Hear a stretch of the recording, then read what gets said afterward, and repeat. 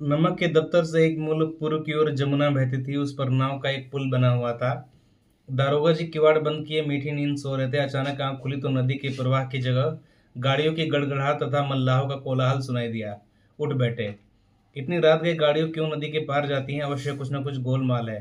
तर्क ने भ्रम को पुष्ट किया। वर्दी पहनी, तमंचा जेब में रखा और बात की बात में घोड़ा बढ़ाए हुए पुल पर आ पहुंचे। गाड़ियों की एक लंबी कतार पुल के पार जाती देखी। डांट कर पूछा, किसकी गाड़ियां हैं? थोड़ी देर तक सन्नाटा रहा। आदमियों में कुछ कानाफूसी हुई। तब वे आगे वाले ने कहा, पंडित आलोपीदीन की। कौन पंडित आलोपीदीन? दातागंज के मुंशी वसुंधर चौके पंडित आलोपीदीन इस इलाके के सबसे प्रतिष्ठित जमींदार थे। लाखों रुपयों का लेन देन करते थे। इधर छोटे से बड़े ऐसे कौन थे जो उनके ऋणी न हो? व्यापार भी बड़ा लंबा चौड़ा था। बड़े चलते पुर्जे आदमी थे। अंग्रेज अफसर उनके इलाके में शिकार खेलने आते थे और उनके मेहमान होते। बारहों माह सदावर्त चलता रहता। मुंशी ने पूछा, गाड़ियां कहाँ जाएंगी? उत्तर मिला, कानपुर। लेकिन इस प्रश्न पर कि इसमें क्या है, सन्नाटा छा गया। दरोगा साहब का संदेह और भी बढ़ा। कुछ देर तक उत्तर की बाट देखकर वह जोर से बोले, क्या तुम सब गूंगे हो गए हो? हम पूछते हैं इनमें क्या लदा है। जब इस बार भी कोई उत्तर न मिला तो उन्होंने घोड़े को एक गाड़ी से मिलाकर बोरे को टटोला। भ्रम दूर हो गया। यह नमक के ढेले थे। पंडित अलोपीदीन अपने सजीले रथ पर सवार कुछ सोते कुछ जागते चले आ जाते थे।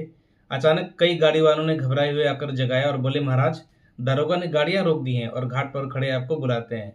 पंडित अलोपीदीन का लक्ष्मी पर अखंड विश्वास था। वह कहा करते थे कि संसार का तो कहना ही क्या, स्वर्ग में भी लक्ष्मी का ही राज है। उनका यह कहना यथार्थ ही था।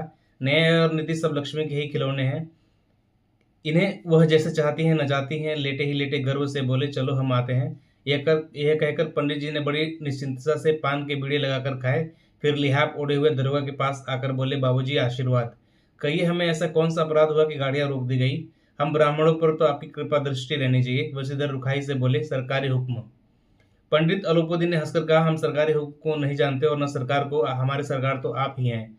हमारा और आपका तो घर का मामला है। हम कभी आपसे बाहर हो सकते हैं? आपने व्यर्थ का कष्ट उठाया। यह तो नहीं हो सकता कि इधर से जाएं, इस घाट के देवता को भेंट न चढ़ावें। मैं तो आपकी सेवा में स्वयं ही आ रहा था। वंशधर पर ऐश्वर्य की मोहिनी वंश का कुछ प्रभाव न पड़ा। ईमानदारी की नई मांग थी। कड़कड़क कर बोले, हम उन नमक हरामों में नहीं है जो कौड़ियों पर अपना ईमान बेचते फिरते। आप इस समय हिरासत में हैं। आपको कायदे के अनुसार चालान होगा। बस मुझे अधिक बातों की फुर्सत नहीं है। जमादार बदुल सिंह, तुम इन्हें हिरासत में लो, मैं हुक्म देता हूँ। पंडित अलोपीदीन स्तंभित हो गए। गाड़ीवान में हलचल मच गई।